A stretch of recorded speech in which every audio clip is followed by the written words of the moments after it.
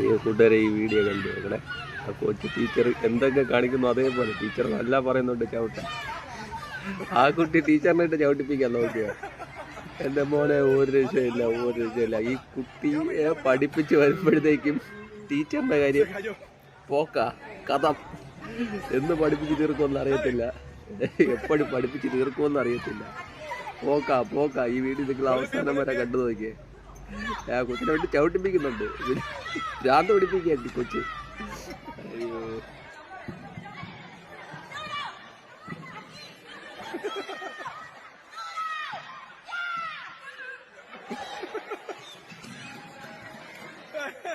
ayúdala. Otra vez.